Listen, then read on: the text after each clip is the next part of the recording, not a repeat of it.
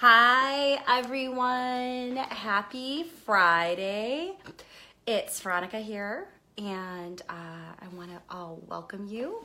I'm not sure if I'll be able to see comments, so if you're there, let's give everybody a minute or two to hop on. And if you can see me, go ahead and post a comment or say hello or tell me what you're doing today or what the weather is like by you. And if you're not, then I totally get it. I hope you'll catch the replay of this later. And so I wanted to hop on. Today is Dr. Seuss's birthday. And you might think that that would be a little silly for a woman who loves old Hollywood glamour and loves, all things vintage and jewelry and things like that, to try to make a connection with Dr. Seuss, except that I used to actually be a preschool teacher.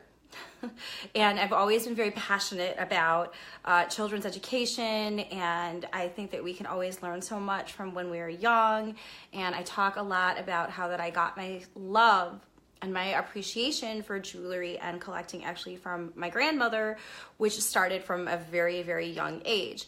And so throughout the years, I have always done a lot of different things.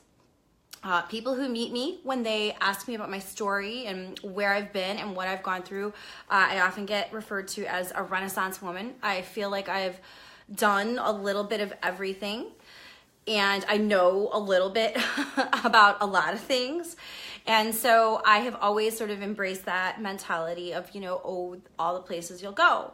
But jewelry really, truly has changed my life, and it really has changed my life for the better. And the thing that I love to tell people over and over again about why I love to bond with other women about jewelry is because it's been such an important part of my life, and it's been there through all different stages of life for different reasons.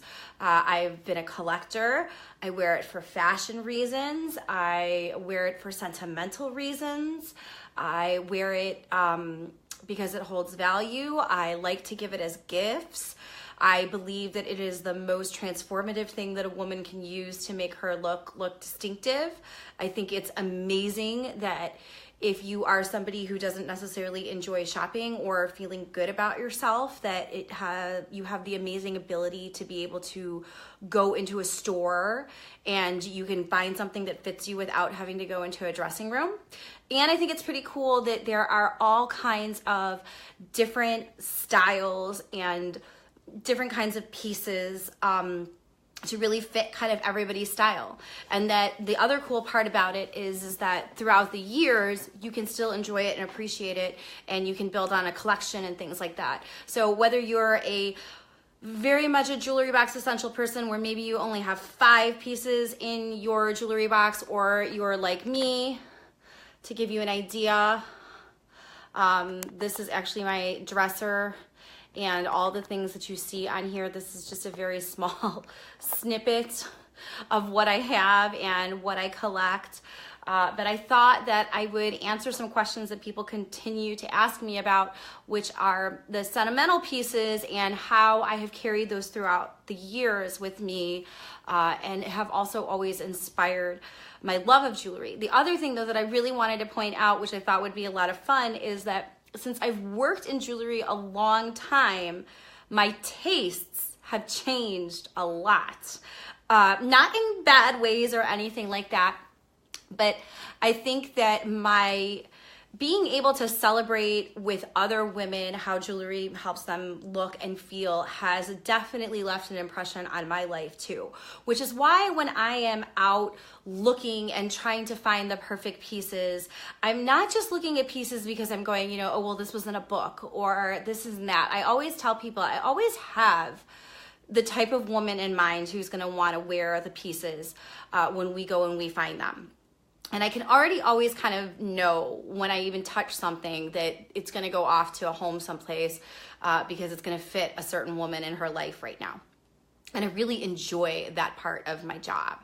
So My collection actually started when I was very young, and I was raised around my grandmother, my dad's mom, who was somebody who always wore pearls.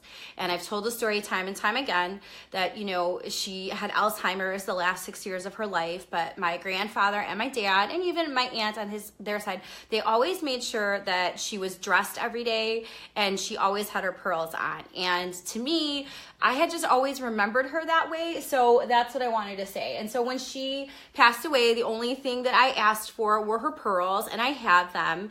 And here's the thing about it, and this is what's so powerful about jewelry, is that I wore these since the time, and she passed away when I was in 8th grade, so you got to think about that. I wore these to my 8th grade graduation. I wore these to my high school graduation. I wore this on my college graduation day. I did not wear them on my wedding, but I wore them to my wedding shower. I wore them on my first job interview. I wore them pretty much every single day when I first started working in jewelry at Neiman Marcus. And I wear them on all kinds of special occasions now. I wore them at the baptisms of my children. I wore them when my godson was baptized. I wore them at my sister's wedding. So these, and the reason why is not just because I love pearls and because they're classic, but because I really feel lucky that I had this amazing, awesome grandmother who, you know, and she was like the gentlest, most kindest person. And she was a very fashion forward person, but being fashion forward was actually part of her life and part of her lifestyle. She wasn't somebody who was like sitting there going, oh, Veronica, we should look through this magazine together, or we should go ahead and we should look at this or something like that. It wasn't very much like that at all. It was just actually being exposed to it. It was like almost that process of osmosis. It was watching her cut up dress patterns on the dining room table and watching her in a hot Chicago bungalow make a chicken dinner on a Sunday for everybody, but still wearing pearls and a beautiful apron while doing it. She made it look so easy and so effortless and so chic.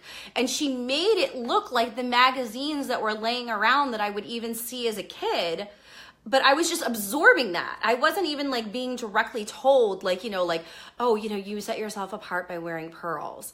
But it was just such an important, powerful part of my life. And as a result of that, I was just always really super comfortable around being around jewelry.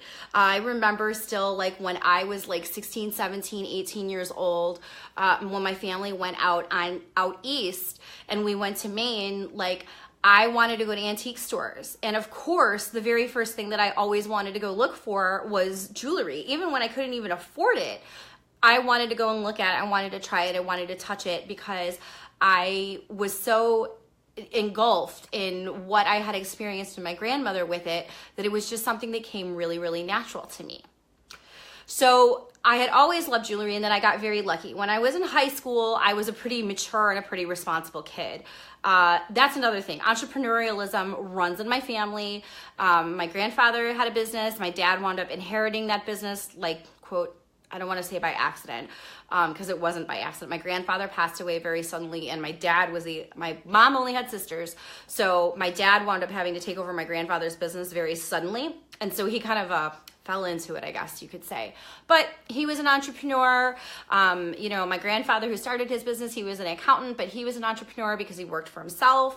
And I came from like a family of like tailors and meat packers and, you know, butchers and seamstresses and things like that. And so everybody kind of had this entrepreneurial spirit. A lot of people worked in like boutiques and shops and things like that. So it just really always became natural to me. And when I was in high school, I actually had a babysitting business. I was like the babysitters club back then. I like booked other people like on my block, like when I couldn't babysit, like that type of stuff. And then when I was old enough to drive, I got a job selling ties, working in accessories, because I loved accessories. Even though I couldn't work in jewelry, I loved accessories. And so that was kind of my first taste of working in retail. But I had always found that the best part about working in accessories is that people would frequently treat themselves to it, but they treated themselves because they saw everything on the rack was all black, or they saw everything on the rack was all white, or they saw everything was all tan, but they could pick a tie, or they could pick some cufflinks, or they could pick a tie tack and they could make it look totally their own. So even if they were going someplace and everybody else was just wearing a black suit and a white shirt, they would look different. And for me, it was always like that Dr. Seuss book. It was like, you know, this is you, this is your name, this is who you are, celebrate who you can be. And I really fell in love with that. And it was always my passion. The stuff was not actually my passion. My passion was actually always helping people feel their best by actually the little things, because I was the same way. I would go to a restaurant, but what would I notice? The napkins were monogrammed. I would go to a museum, but of course, like one painting would be one thing would be the thing that would stick out to me. And so that's kind of how I got so engulfed in the world of details, and especially dressing in details and just remembering those teeny tiny little things. But also, since I was a responsible kid, I did like nice things. And I was really lucky because my parents knew that, one, I was very good, but also that they would, when I had special, I don't want to say treat because it wasn't treats. When I would have special occasions like my birthdays and things like that, I would either receive things from my mom that were hers. Like I said, my mom's an opal birthstone, so she's in October. So like for 1 year I got like her opal ring, and it was because honestly my parents knew that I wouldn't lose it. And then my aunt, who used to be like a world traveler, my mom's sister, she used to travel all over the world, she would always bring back jewelry. And again, I would get really lucky because I would get to receive it because people knew that I wasn't going to lose it.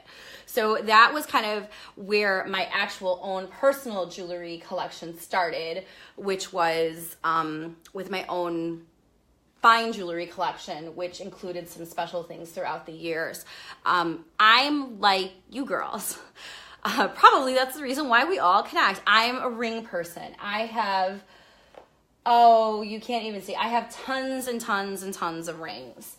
And I have a lot of fine jewelry rings, and I probably look a little bit crazy like a gypsy because sometimes I even like have like a whole handful of rings on, like very much, because I just like rings that much. And so that's kind of how my collection started. And that's where it built from there, because those were also my first gifts. Also received like a lot of like also in here, and I have a lot of them still too. A lot of daintier pendants, things with like blue topaz and turquoise and things like that, because that was my birthstone. But those were always the things. But the thing is still, of all the pieces that I would always wear the most, it would always be my pearls. And even you see today, like I have a pearl necklace on with like rhinestones, and I have our little Audrey studs on. I have my Signer B ring. So then when I went to college, I actually really, really wanted to become a lawyer. I know, crazy, right? But I had like a change of heart. I didn't want to take the LSAT. I did take the LSAT. It didn't really go very well. And I really wanted to go and work actually in interior design. I actually have an interior design degree. I loved everything about the home, and actually I probably would have been better suited to working in interior decor, because that was actually what it is. Like, I very much love art. I live in a very eclectic home. Again, I'm very much about the details. I like wallpaper, I like tile, I like to put it all together. I like people to feel good about their home regardless of where they are, the same way. But I needed a job, so I actually walked down the street, because I was going to Harrington School of Interior Design on Michigan Avenue in Chicago, and I needed a job that I could go to at work at night and work on the weekends and enter Saks Fifth Avenue. I actually didn't get hired there, but I got hired at Neiman Marcus, and I still have, all these years later, I have my name tag. I keep it actually as a reminder and as an anchor of where I went and where I started.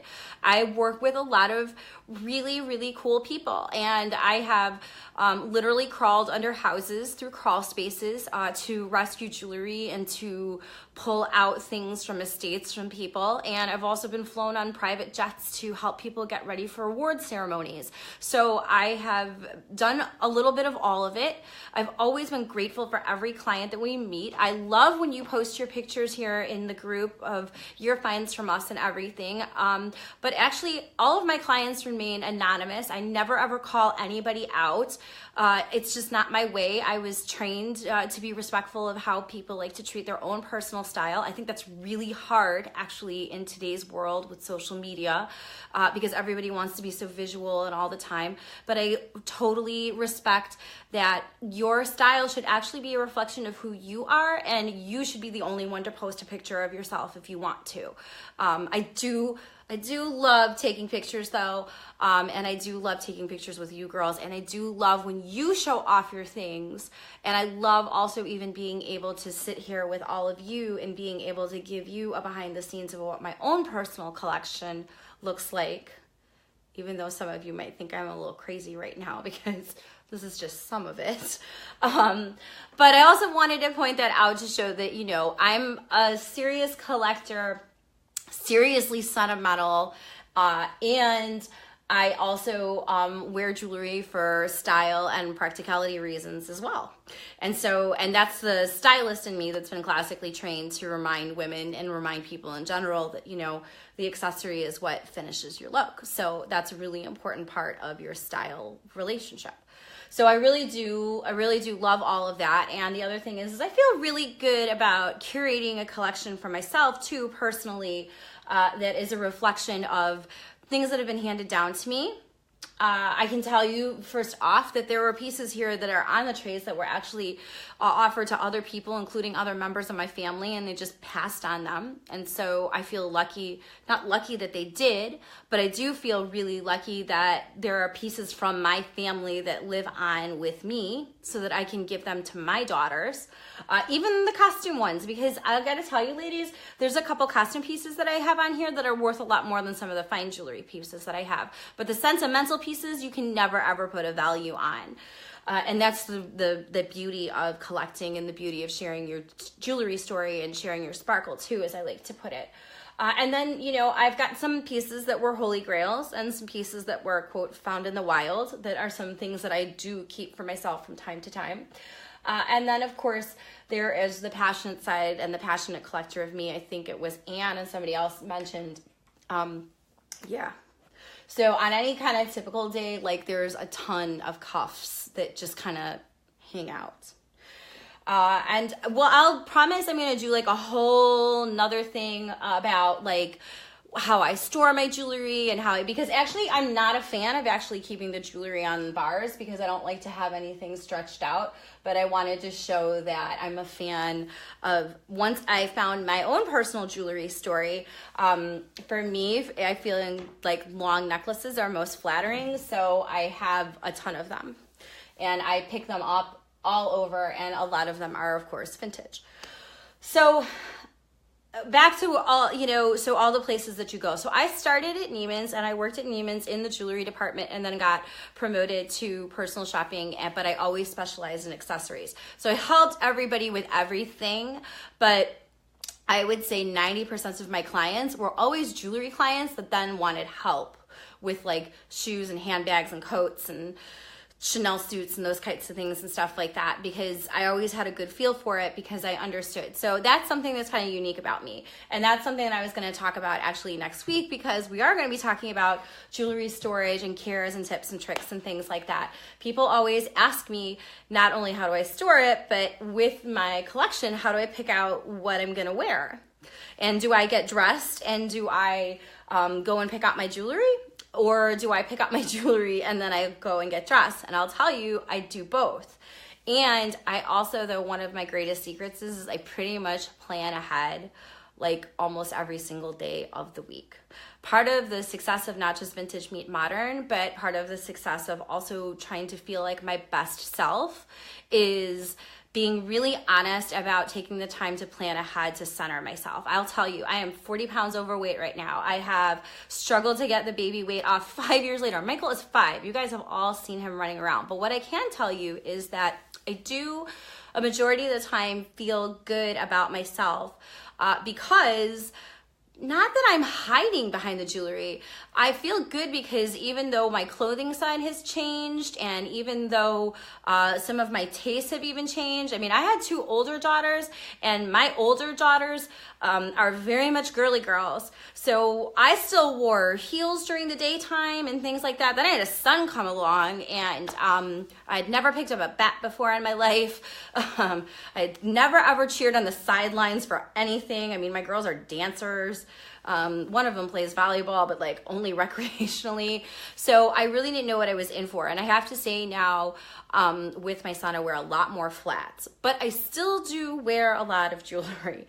So yes, planning ahead helps. And I do plan out either based on what I know is going to be going on in my life, either what I'm going to if I'm feeling excited over jewelry or if I'm feeling excited over something that I haven't worn in a while, or it is true. I have what I call signature pieces, and Diane just said, and she mentioned it also and things like that. I have pieces that no matter what happened, I always feel good when I wear them. I always feel good when I wear my grandmother's pearls. The beauty of being a collector is, it just so happens to go so perfectly with my signer cuff. It just so happens to go so perfectly with our Audrey studs. It just so happens to go perfectly with the ring from my parents that they gave me when I turned 18. So that's the beauty of it. So I always talk about like the ABCs of, I always say accessories are always the answer. Things are better together, and that you should collect and covet your collection and your closet. So there you go. Those are my tips for you. Feeling good about yourself, regardless of where you're at, should be as easy as ABC. And as a woman, if I can give you any kind of suggestions or pointers, I'm telling you, accessories are the answer. Things are better together, and you should collect and covet a collection and a closet that you adore. And it doesn't have to be big. It can be if it's your passion, like it's ours, and we get to share that all together. But those are the things that when I work with people from all different walks of life, I'm always trying to talk to people about. And it really resonates. It really does. And, it might sound kind of silly, but with everything else that's going on in the world, it's such an easy way to share your sparkle, and then you share your smile, and then we put good out there, and then good things come back to us. And how do I know that that's true? Because then things like this happen. then I get calls from people who say that, and it's not just that. So like, for example, this necklace is part of my personal collection. I've worn it many times. There's many pictures of me wearing it. There was a retired jazz singer who was honestly downsizing her entire collection, and she didn't even know where to start. I mean, and she was much, much older. Like, she was somebody who was like 87 years old. I mean, it was, the beautiful part about it was like, she was like, it's time. But the fun part was, not only did I get to help her collection go off and live with other people, I got to hear about all of her great memories of when she wore the jewelry. And because she was an African-American woman, she actually had some really great stories that were of being kicked out of clubs, because they didn't want her to sing in it, because the manager didn't tell them that she was an African-American woman. She told some great stories about, drinking too much and the shenanigans. I mean, you should have heard, you think the stuff that we see like on cell phones now and stuff, like, you should have heard some of the stuff that this woman was telling me, these stories about like staying up all night in like Las Vegas and things like that. And again, like I said, I really respect people's privacy, so I don't tell all the time everybody or where pieces come from or something like that, because there is sort of a sensitivity that goes along with when people are downsizing their collection. There are people who say to us like, oh sure, tell whatever you want and stuff like that, but it does kind of get but there is a lot of respect that goes along with understanding not just the jewelry itself, but the importance of the woman who wore it. And so that's what I love getting to connect with all of you about, was that, you know, even though I don't know all of you personally, I really respect when you share things in here. And I really respect when you share your pictures of your families and your things like that. Because I do want to get to know you, and I do want you to feel like you're special, and I do want you to feel like that, you know, if you have special pieces like your grandmother's pearls or a bracelet that you picked up, or maybe it even was something that you bought at an antique store from somebody else, but you're like, I never treat myself to something and I just had to have it. Like, that's the beauty of it. And I want people to be able to wear it all the time. So then when I worked at Neiman's, so now I'm like all over the place. But so when I worked at Neiman's, the irony of this is I started in jewelry. And so I received a lot of jewelry, both as awards and as incentives. And then of course, generous discount and things like that. But you guys all know me. This was like the biggest jewelry I wore. This, and I had like a bunch of David Yurman bracelets. I have a ton of John Hardy. I went through a huge Me and Ro fan. I'm still a real big Me and Ro fan. I don't know if you remember who Me and Ro were. Me and Ro were these two women designers, and they had like a place in either like Brooklyn or Soho or something like that in the early 2000s. And when Julia Roberts was like really, really hot, you know, People magazine was following her every place and stuff like that. She fell in love with their jewelry, and she like knocked on their door in Soho or wherever it was in New York, and said like she was Julia Roberts, and she bought like all of this jewelry from them. And so they like, and it was supposed to be like this spiritual type line and things like that. And so like this pendant says like compassion, joy, equanimity, and love on it. And it was from Me and Ro. I had a bunch of Me and Ro cuffs too and things like that. But like, look at like, so you see, I went from like this teeny tiny little thing to like this gigantic like Chanel like 1940s Sautier with like the pearls and the tassels and all that and everything. And so that's the beauty also of it, is that your taste can change over the years, your collection can change over the years, but we're talking about pieces that go as far back as like, well, I have pieces that are on here too. I showed this in the book early, or in the picture earlier. So this was my grandmother's bracelet. And I know I talked about how that the pearls were what I asked for when my grandmother passed away. It wasn't until my dad's sister passed away in 2011 that I even knew that this existed. And so it was then that when I was going through things and helping my dad was like, oh yeah, that was your grandmother's. Do you want it? And I was like, yeah, I do. And also that is when I fell in love with KJL. This was my grandmother's and my aunt's as well. It's this huge KJL cocktail ring from the 1960s. It's got a huge pink stone in it. I remember when I was helping actually like clean out and stuff like that. I'm not kidding you. I had like rings. These are all my aunt's rings. So my aunt had this collection of all these giant 1960s cocktail rings. This one's from Vendome. I mean, this is Signer, and there's more of these. Like, so this is like my personal ring collection. I have this gigantic Crackle art glass. This is from KJL. This was from Vendome. And so that was actually how I got introduced to all the 1960s costume jewelry, was actually while helping clean out that estate. But then besides that, I was also working with a client who introduced me to KJL. And I know I showed this piece also earlier. So this is also a piece from my personal collection. And I worked with a client who was also, she was 92 years old, and she was moving across the country. And excuse me, I'm being honest, it's Friday night, right? And I'm not going anyplace. My kids are home. I hope you won't disrespect. I hope you won't be like, oh God, she just drank wine in front of us. You're welcome to have a glass too. And it's 8:30 here in Chicago, so it's kind of late. I don't know about you, but I actually get up at 5 a.m. So I was working with a client who was moving from Chicago to California because her arthritis was so bad she needed to move in a warmer climate. And so she had 600 rings in her collection. And she also had, thank you, so she had 600 rings in her collection and she could not fit any of them over her knuckles. At the time, I had actually left Neiman Marcus, and I was actually at that time a single mom.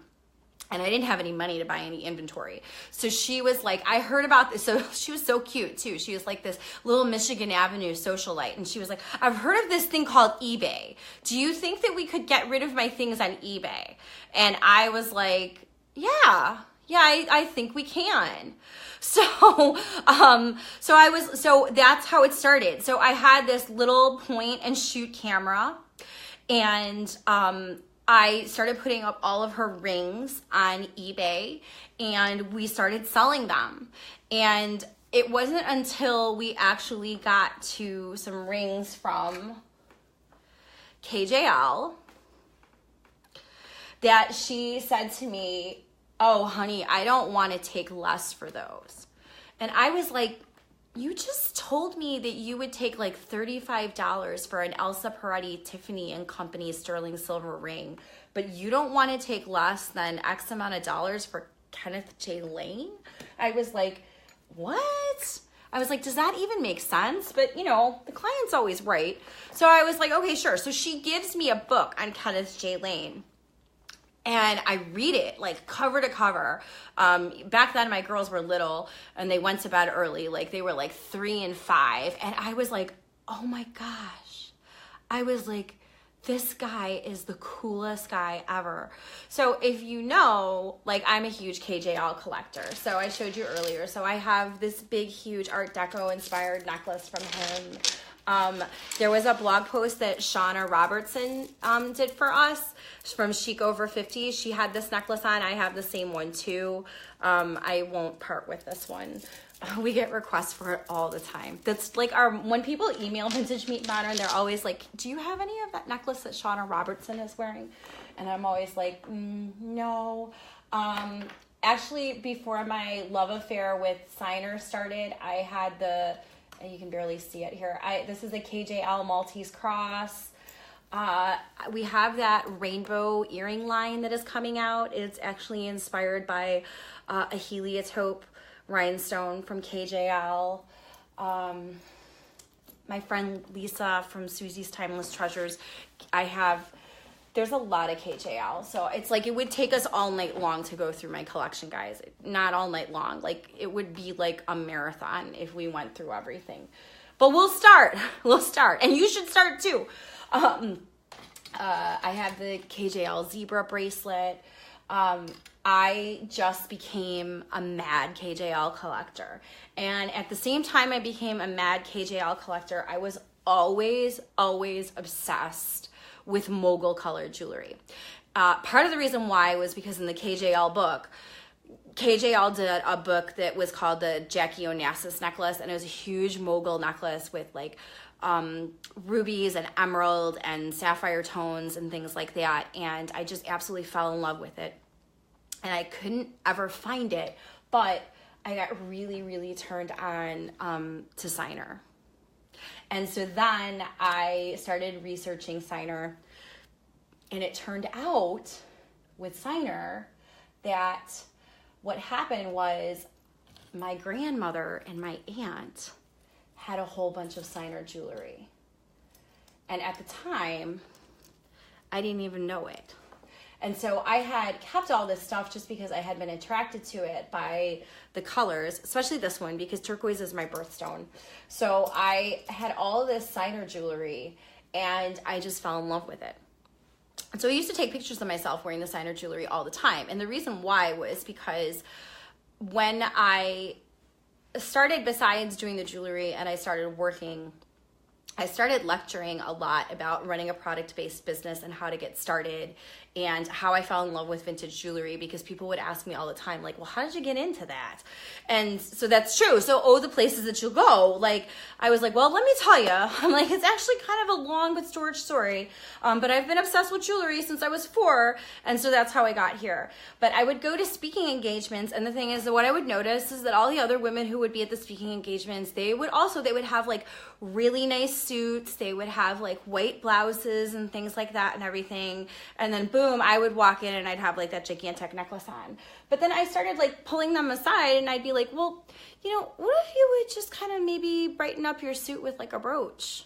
Or, like if you don't really like wearing anything like really close to the neckline and stuff like that, but you do wear your hair up, like what if you would just like not wear a necklace or anything, but maybe you would wear like a huge earring, because you're going to be talking to people and people are going to be connecting to your face. And all of a sudden, again, it was like this light bulb moment. Like people were like, oh my gosh, like really? But then where am I going to find the jewelry? And I was like, me. Like I have it. And people were like, you do? And I was like, oh yeah, I do. I have a lot of it. So that's kind of how things got born. And then the beauty of it is that you've heard Mr. Vintage Meet Modern in the background and stuff like that. So I did meet this wonderful man and I got engaged to him. And I said to him, my business is taking off, but it's not really taking off the way that I need it to. And he said, well, your pictures are really bad. He was nice about it, but he was like, your pictures are really bad. And I said, well, how am I going to fix that? Well, it turns out that, as you might know, my husband's a film editor, and he's also trained as a photographer. And so he started taking all of our pictures. And then Claudia with the beautiful lips. I mean, can we give Claudia like a round of applause? Like she takes like 1 bazillion selfies here at Vintage Meet Modern per week. In addition to that, I'm always like giving her a box of stuff and being like, yeah, can you make this look pretty with all these colors together and things like that? And she does. So Claudia has actually been working for me for 6 years. And she used to just start off by taking like self photography with herself, like wearing the jewelry with like one of the buttons that you like push from a remote on the camera. And since then she's like graduated into a lot of this. But our passion then eventually grew into being able to continually bring the jewelry to more and more people. And so we would do a lot of personal appearances. We do a lot of antique shows. But we didn't really feel like we were getting our message out there of how we want people to feel really good about having pieces that are unique. Because anybody can go to an antique mall and anybody can go, online to eBay or Etsy. But when you work with us, what we wanted to always tell people is that, when we know the story, we'll pass the story on.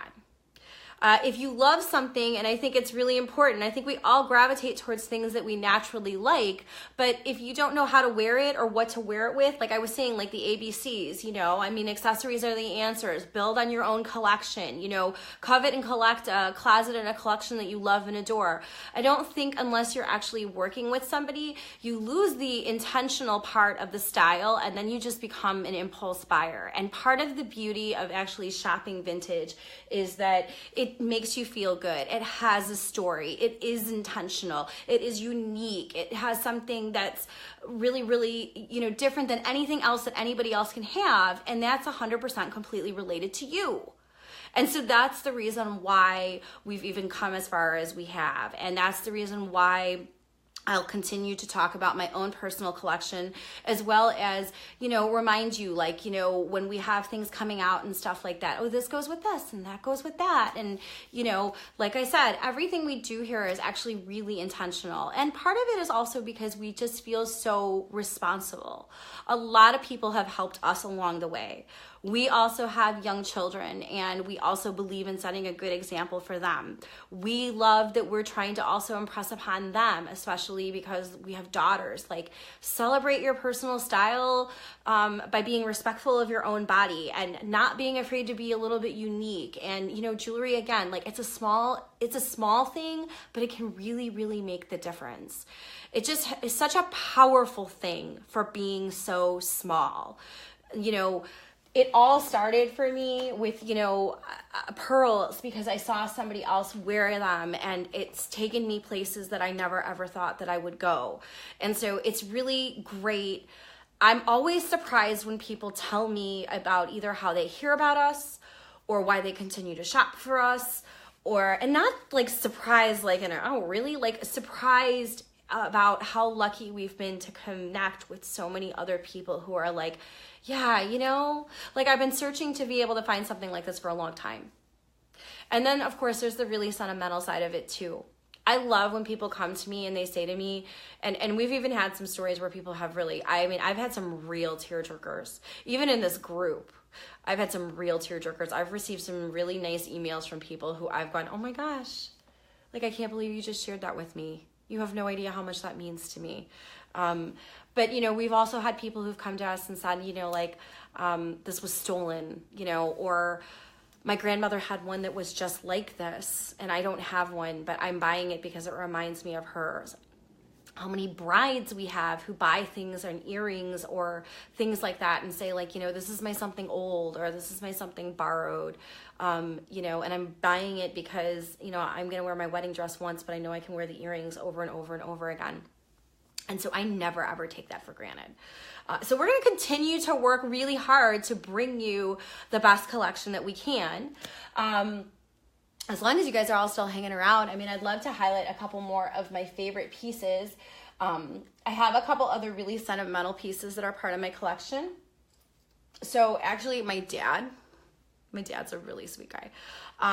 Speaking of my grandmother, so I talk about how my grandmother always wore her pearls. And when I got married, my dad gave this to me in a box. And honestly, it really wasn't my taste. And he said, just go ahead and look inside of it. And okay, I'll show you. So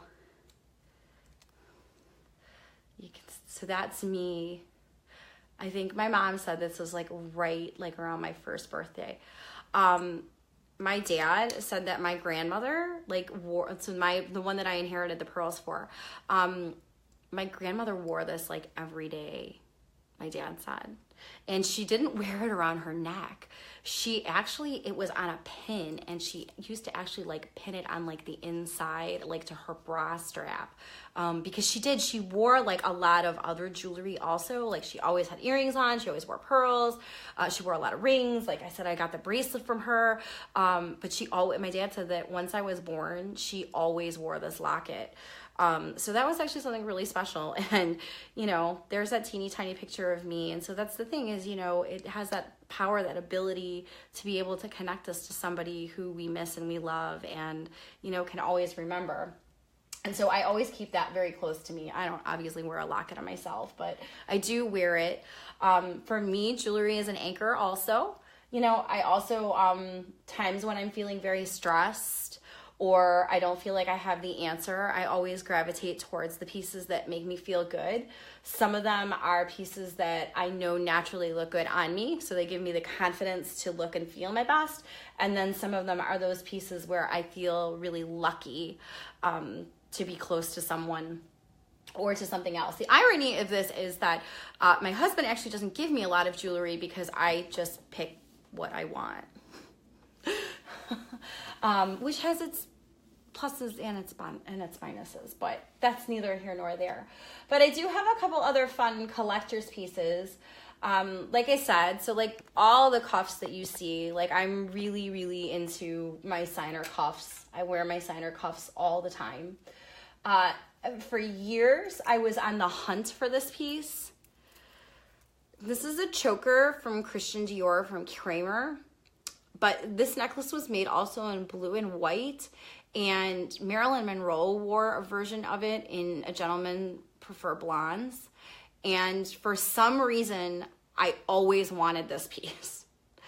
It was one of those pieces. It's not a book piece. And I'm not actually really, I love Marilyn Monroe and I love old Hollywood glamour. But for some reason, that movie shot was one where I was like, if I can ever have that piece from Kramer from Dior, I will have it and I will not part with it. So this is part of my personal collection. It is from Kramer from Dior. It's really unique. I love chunky chains, and so this is like a really big rhinestone chunky chain. It's got like these big round loops with the rhinestones on it, and then it has the baguette sets on it, and it is signed very tiny on the back, but it does have the placard that says Kramer for Christian Dior. So that's part of my own personal collection. I always have loved a lot of pieces from Miriam Haskell. I don't have a lot of Haskell. I have a couple pairs of earrings. Oh, excuse me. And I have a couple other pieces. But this fortune cookie necklace, I would love to contact Miriam Haskell and have them reissue this because Miriam Haskell is still in business. So I have a gold fortune cookie necklace. I actually have the original. I look like a big weirdo. It's like I don't take the tags off of my own things. So this is the original tag that actually came with the necklace that was still attached to it when I found it. So this would have been like in the case, like when they were selling it. It does have a tag. It has like the metal tag that reads the fortune. And of course, what does it say? It says, whoever said money can't buy happiness didn't know where to shop. I have to admit, my husband would say that's so true because I can find my way through like any retail location and tell you where all the good stuff is. Doesn't matter whether it's an antique mall, grocery store. If it's a retail-based location, I can tell you what's valuable inside of it. It's like my sense. So that's another one of my favorites. Another piece, though, and I don't really talk about this as much. I talk about it sometimes. I am a huge YSL collector also. I have a lot of the YSL book pieces from the 1980s. I just love Yves Saint Laurent. I love his philosophy in fashion.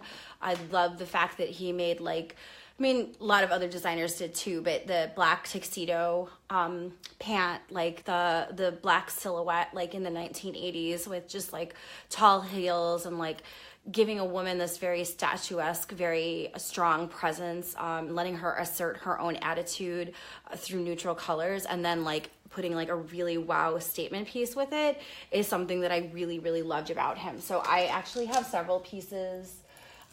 Ironically, the pieces of jewelry that I have from him, I don't think are necessarily like very, like they don't look like they're YSL, but they are. So I've got like a star necklace.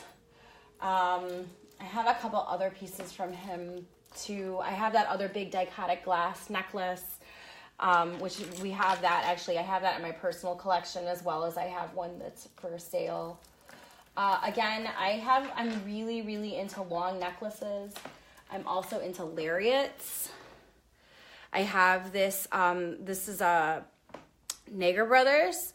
It's not signed, but that's because it's a lariat. It's got these huge cobalt blue glass, and then it's got all this very, very much very Haskell style. It has this Russian gilt tone, and then it's got all these art glass stones with it, but this is just the most beautiful lariat on. And again, because this is just us ladies in here and stuff like that, if you're a little chestier like I am, lariats are great because you can adjust them to different places on you, and you can minimize actually kind of, you'd think that you'd be maximizing it, but you're actually minimizing the attention to your chest, which is something that I love about lariats.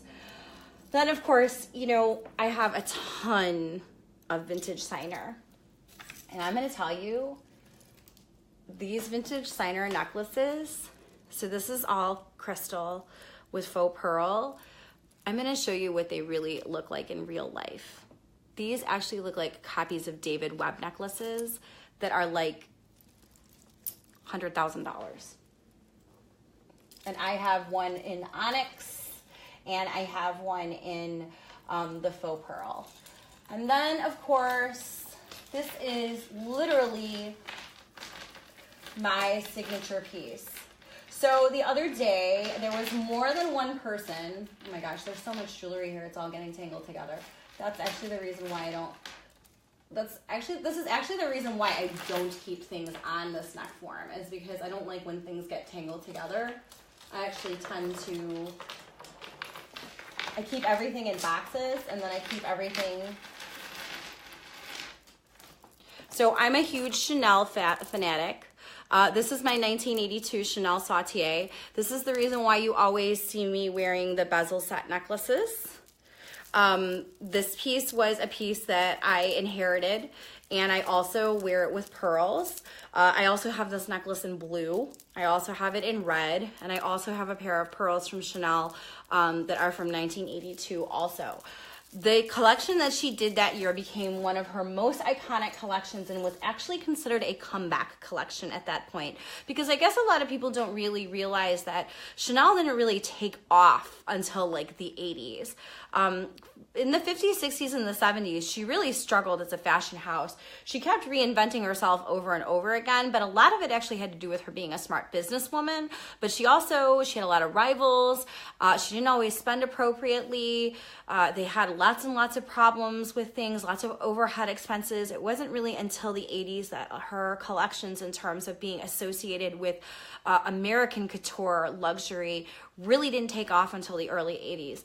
And so she did a collection that was inspired in the very early 80s by the 1920s, which were those long bezel set necklaces, which are actually from the 1920s, from the flapper area that we see when we see women with them up really close, and then they've got the rest of it really long. And so that was the year that really like ropes and ropes of pearls became really popular, and then the bezel set. It was the longer silhouette again with a lot of black and white and the boucle, and I had always just loved that look. So that became part of my signature collection. I wear that frequently. Another reason why I wear it all the time is because it goes with everything. And then of course, I also wear it often with the signer cuffs, because the signer cuffs look like fedora cuffs, which are of course were Chanel's favorite. And sometime I'll show you, I actually have framed downstairs in my office the picture of Chanel hovering over Fedora's shoulder as he's showing her the cuff that had been made.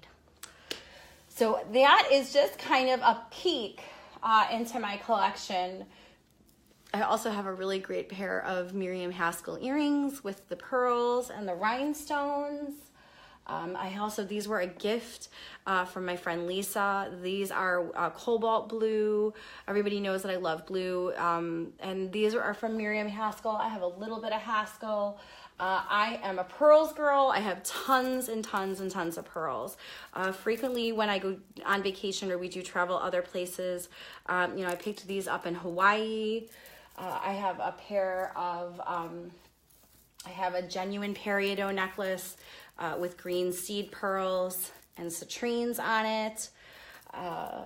And I wear that because my aunt was a peridot birthstone, and I was very close to her as well. So I try to wear things with her birthstone in it as all.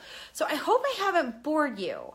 I hope that it was kind of fun to get a look at behind the scenes, and to also see that what really goes on with you when you're picking out your pieces from us goes on exactly the same with me. And that, the pieces that I even have in my own collection, I always say that, I wouldn't offer anything to you that I wouldn't wear myself. So the other thing is, if you ever have any questions about how to wear it, or if you have something in your jewelry box that you're not wearing, but it's sentimental to you, let us know so that we can help you think of some different ways and some different pieces that you can put with it, or give you some examples of some outfits or stylings or things like that. Or if it's something that doesn't fit you appropriately, maybe if it was a ring that was way too small or something like that, maybe we can give you some ideas on how you can incorporate it and wear it again with your own personal style. So that is all the places that I've gone with jewelry, but I hate to say it, we're just getting started. This is sort of just the beginning, even though we've been doing this for 20 years. And I've been collecting since I was little. And in addition to collecting since I was little, a lot of my collection is actually sentimental pieces from people who have been really important to me throughout the years. And so thank you for allowing me to share that with you, because there are a lot of really important people in my life. And of course, I could never put a price or a value on them, but it's nice for some people who have been very special and have been an important part of my life, for me to be able to still feel close to them by wearing pieces that were either theirs or that were given to me throughout the years. So that is the sentimental side of Vintage Meet Modern. So I hope that you all are having an awesome weekend. Up next, I am going to be telling you about, so I mentioned, it's chicken or the egg. What happens? Do I pick the jewelry and then do I figure out what I'm going to wear? Or do I figure out what I'm going to wear and do I already know what kind of jewelry I'm going to wear with it? Obviously, since I have a collection that's like this and even a little bit bigger, actually quite a bit bigger. How do I keep it all straight, and how do I wear it all, and I wear it all? And so those are some other topics that we are going to be covering in the coming weeks. I'm especially going to be talking about it this week because I'll be getting ready to travel next week to go to the Lakeside Women's Conference. And since I'm going to be doing that, I am already beginning to plan in advance what I'm going to wear. And I'm going to talk about how that I'm going to feel stylish and sparkly even while I'm busy working and getting to mix and mingle with other women, because that's a really important thing to do. So don't forget to share your sparkle. Don't forget to share your story. And just remember, there's always somebody here to listen to you as well. And I really appreciate you tuning in tonight and coming to hang out with me. So on that note, I hope you all have an absolutely fabulous evening. If you have any questions, as always. And since we are about a lot of different things, if you enjoy hearing about these types of things and stuff like that, please invite your friends. It means more than you know. It really does. And it's really important for me to get the word out about a company like mine, as well as our philosophies, because we are committed to this sustainable fashion movement, and we're always trying to help women look and feel their best too. So even if you're not a huge fan of vintage jewelry, I have heard that before. Oh, I'm not a fan of vintage jewelry. We actually have a special guest who's coming up who's going to tell you all about how that she never wore any vintage jewelry until she met me. So, and now she's hooked. So, and she says too, like, I have a lot of jewelry and a lot of fine jewelry as well. So you've got some other things to look forward to. But if you would, means more than you know, please give us your feedback. If you liked me talking about my collection tonight and where I got started, I would appreciate any kind of comments or any kind of feedback at all. If you want to hear other things, please let me know. We really do want to get to covering all the kinds of topics that people ask me about all the time. If you have questions about specific pieces, please let me know. I promise, actually next week, I'm also going to be talking about my research library and all the books that we use. So that you can get your own library started if you want to start learning more about jewelry. There's also some other really great jewelry identification groups. I mean, I'll help you identify things to the best of my ability. I don't always have time to go through every single one. Not that this isn't like jewelry identification too, because of course, like I said, we're always very careful about trying to represent things as best that we can. I just don't always have a chance. And the other thing is that a lot of people, what they don't realize when it comes to jewelry identification is that the pictures need to be really clear, and it's actually more important to show the back often than it is the front, because the mechanisms, the maker's mark, all those types of things are always on the back of the piece. So it's not a criticism if you shared pictures or anything like that. Just know sometimes if we don't have a clear enough picture, like it's really, really hard for us to even point you in the right direction. So there's so much. So if you can give us a like on Facebook, if you could hit reply on an email, if you can put your comments in the group, if you can show us what you're wearing, thank you so much for doing it. And, getting here and getting to hang out with all of you and getting to have you be part of my life and getting to share my life with you too as well means just so darn much. And like I said, we really want to soar and we really want to sparkle. So, who knows? Maybe someday we will all be partying, not maybe, hopefully soon we will all be partying and having a serious sparkle soiree and getting to hang out and celebrating our love of style and accessories and sparkly goodness. So from Chicago, I wish you all a fabulous and wonderful weekend. You can certainly look forward to me popping on and showing you my adventures the rest of the weekend. It's going to be family on the go again. I'm fine with it. We're going to go to the Flower and Garden Show on Sunday, which will be nice because I'm always getting inspiration also from the world around me. And I will look forward to seeing what all of you lovelies are wearing throughout the weekend too. So I am signing off and saying good night. Cheers to all of you. And I will look forward to seeing you all soon. Don't forget to give us some comments and to tell me what you guys think, because I really do want to be here for you. Good night.